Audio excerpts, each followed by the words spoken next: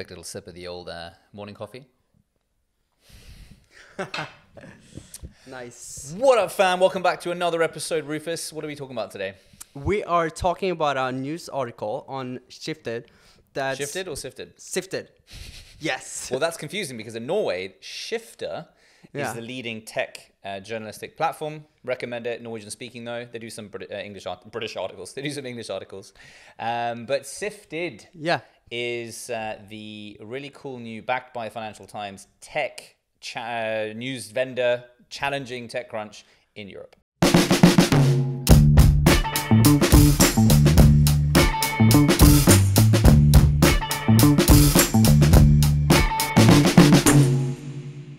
A funny thing, when I first met you and with Eric and Andreas, other friends, Our colleagues. Rufus, I don't know who Eric and Andreas are. Yeah, that's true.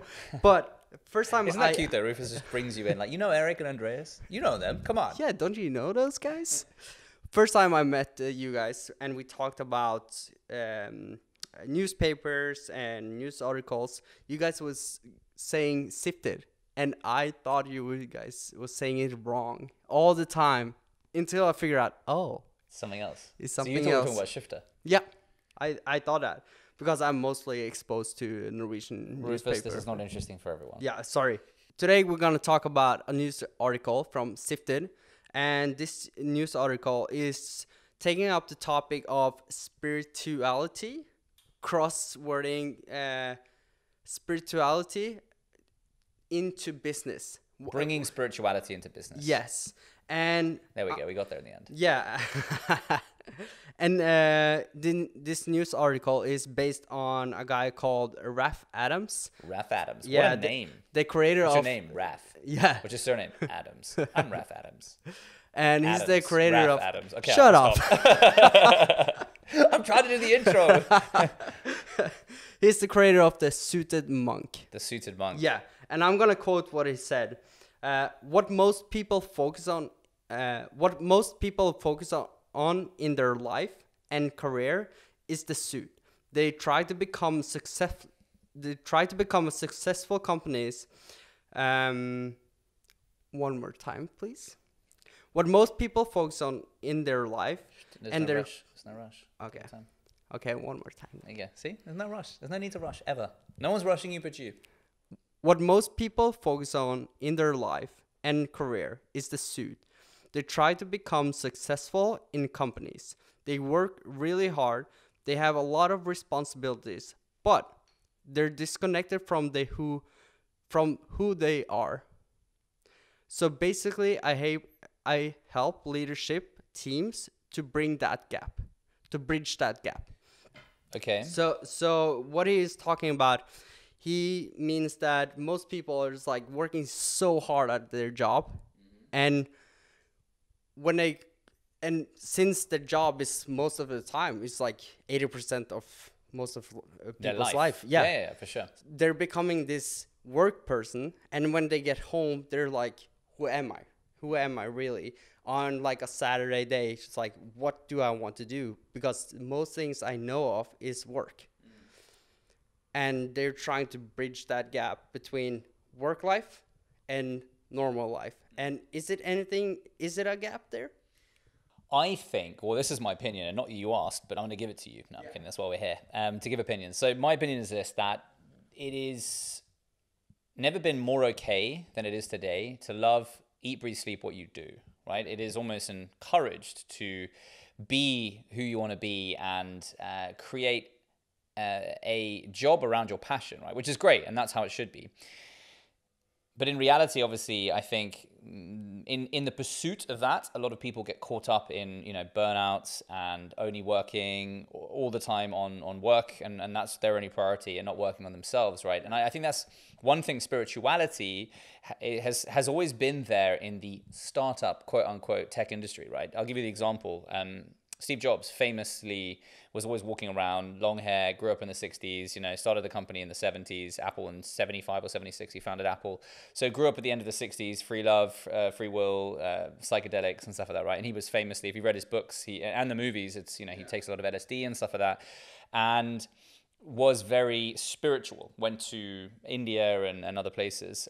Even Bruce Wayne and Batman did the same, right? So there's always, I think if you look at a lot of very successful entrepreneurs and people, like the most successful, rumor has it, Elon Musk goes to Burning Man. Apparently people used to see Elon Musk at Burning Man, right, when it used to happen. So there's a connection to people who are highly successful and also highly maybe happy. I hope those people are happy, or I'm sure Steve Jobs was happy as well. Rest in peace. And I hope Elon is happy and others. But they all have some connection to spirituality, don't they? And I don't think that's something we should miss. I've also seen how the startup in the tech industry, and to this article, I haven't fully read it yet. I know you have. And, it's challenging the question that a lot of companies in the US are very successful in the tech world. And they're also very successful at introducing spirituality into the workplace and making it a priority and making their employees benefit from the benefits of spirituality by almost making it part of the curriculum, the business curriculum. When you say spirituality, in what terms in the business is that getting out there? Is it meditation? Is it the culture? What do you mean by that? I think you've hit the nail on the head. Meditation is the first port of call in spirituality. And, whether you're a spiritual person or a religious person, or whether you don't define religion as different, it is all spirituality, right? Whatever religion or whatever you believe in, it's more just about understanding that, if you're going to eat, breathe, sleep, and like you said, Rufus, at the beginning, we're going to work for the majority of our lives in companies, right? And or our own companies. So the lines have been blurred so far now about when work finishes and when private life starts. I almost feel like businesses should also invest in, because you're spending so much time investing in them, in the business. And they're paying you, but I also feel like things should go a little bit further now, where businesses should invest in your personal development. And a lot of businesses do that, and the tech world is very good at that. The tech world is very good at introducing or challenging status quo working environments. I'll give you an example. It is now commonplace in most startups that obviously have funding, of course, there's a caveat to this, and businesses even, to have like canteens. But going further than just a canteen, where you can have free lunch, it's to actually have, to put people to sit together from different teams. Do you know who created that concept of sort of the, in the startup world just in the business world to this day, of sitting together and eating together? Was it Google or something? It was Google, correct. It was Eric Schmidt, I think it was, who basically said, families eat together. So basically saying that the teams would all eat together at similar times. And that helps cross-pollination, that helps ideas to spread, that helps Rufus from accounting sit down with Matt from software development and come up with ideas and talk about problems and try and solve them together, right? Or just develop cohesion and things like that in the workplace. So it was a startup in this article from London called My Method. And she said every pound we spend on wellness, we save 3 pounds in sickness. Wow, that's really interesting. That's a very good idea, because actually when it comes to burnout and recognizing burnout, and I've made a few episodes about this recently, and you and I have both had experiences on this. We can link that episode above, actually, because Rufus has burnt out. You burnt out last year. Yeah. I have never burnt out, touch wood, toy. And not because I've been good at managing it, I just haven't yet. And recently I felt like I was getting close to it. But you and I think we're becoming very good at recognizing that. And I think that's a good point. Like, the more you invest in wellness, like, because it's one of those things where it's like, it's not there until you need it, kind of thing. Like, you invest in wellness until nobody gets sick. Instead of like waiting for someone to get sick or burn out, you treat the symptoms before, as opposed to sort of like treating the problem once it's happened. Like, that's a funny thing, because the moments I have like a rough time with like anxiety or whatever, I'm like super good at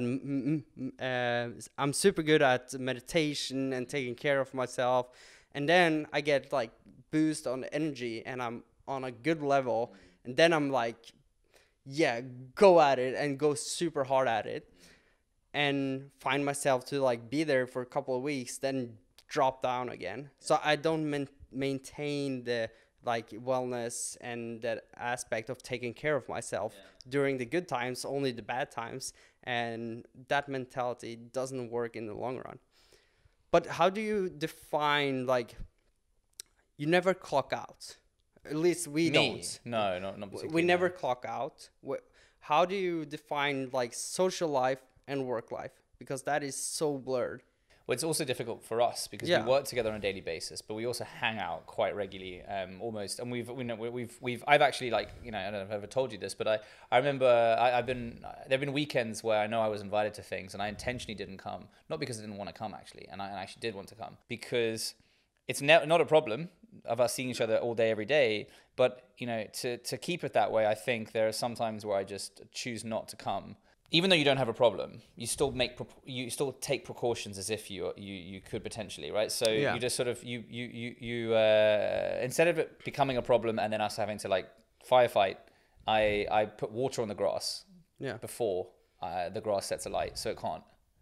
But how can small... What a good analogy. Yeah. I like that. Instead of like firefighting when the grass is on fire, I put water on the grass before anything's been lit, so it can't create a fire. Good one. You're welcome. Yeah. You're Thank welcome. you. Okay, what next? But since we're talking about businesses, and a lot of startups has this struggle with like growth. They're trying to grow as fast as possible, but they don't have money to it. And then they're going to have like this third thing that they're going to spend money on wellness for people. How do you think right now? I don't think it's a space where the founder is going to like, wellness is more important than growth, and spend money on that.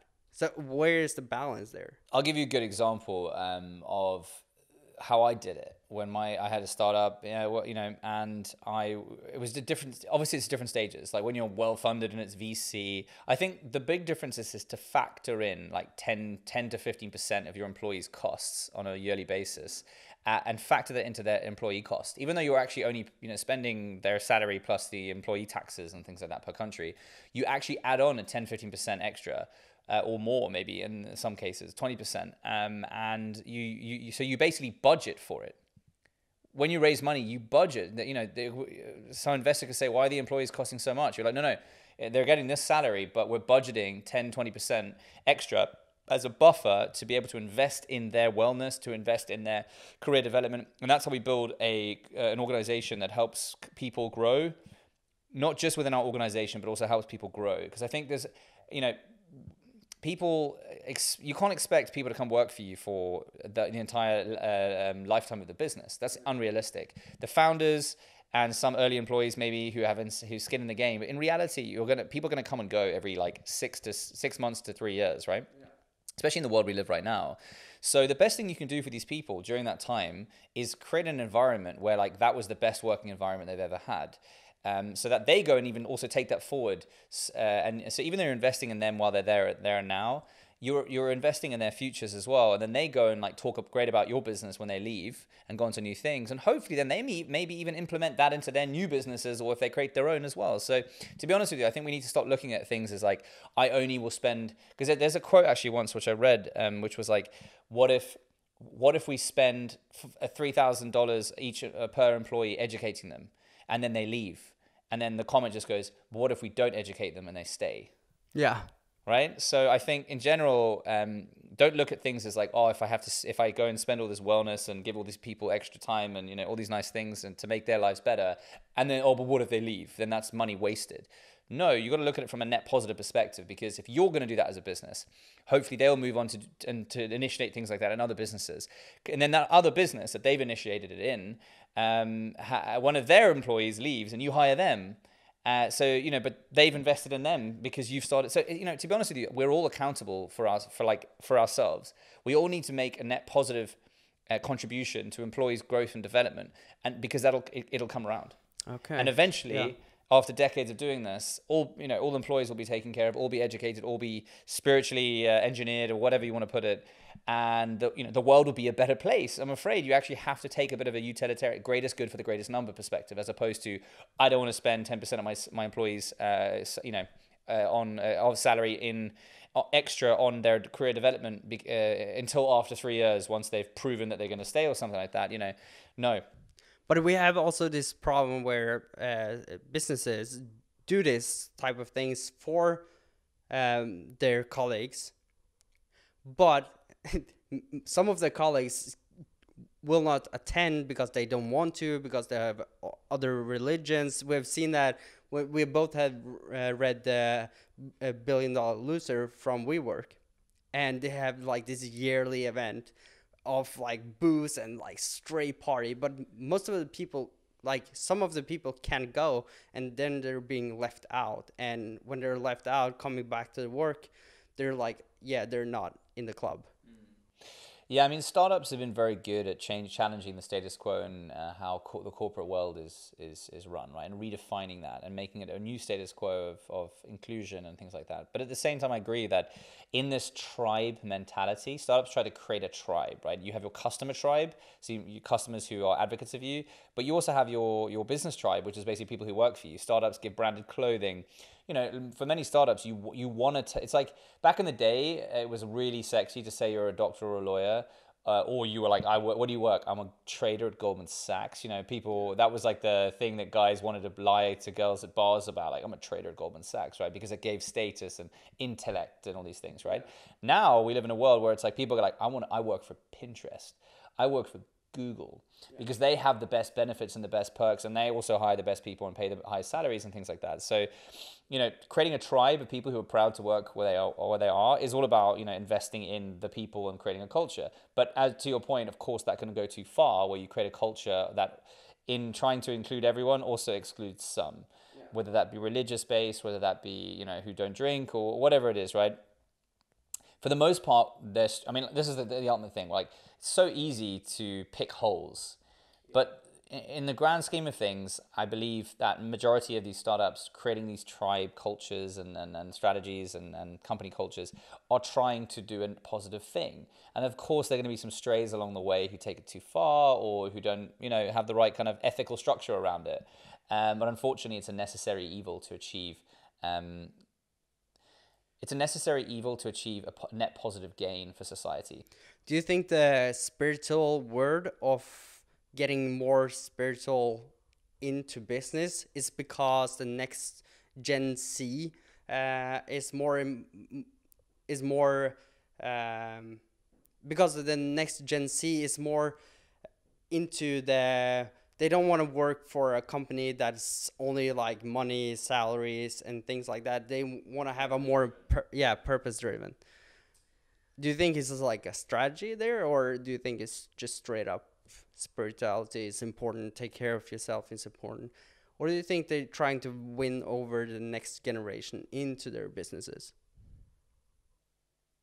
I think the next 20 years are going to be super interesting when it comes to the status quo of workforce remuneration, workforce investment, career development, all that kind of stuff. Because if you look at the majority of Gen Z, I mean, again, this is article based that I've heard through the grapevine as well. You know, like the majority of those people either want to work for themselves, they want to be YouTubers, they want to be creators and all this kind of stuff, right? So there needs to be an ecosystem that supports that. So inevitably, obviously, some will go freelance and things like that. And I feel like we are moving towards a world where maybe people, they're, instead of working for a company doing a job, you do a job for a series of companies. So instead of like having a, you know, like a fixed base salary or whatever, you set a skill set basically. Where you develop that skill set is another question. Like, you know, typically you need to develop that skill set in a company, right? But I do believe that it's gonna be really interesting to see what happens. I feel like people might start to manage themselves a bit more as opposed to working for companies. But bear in mind, like,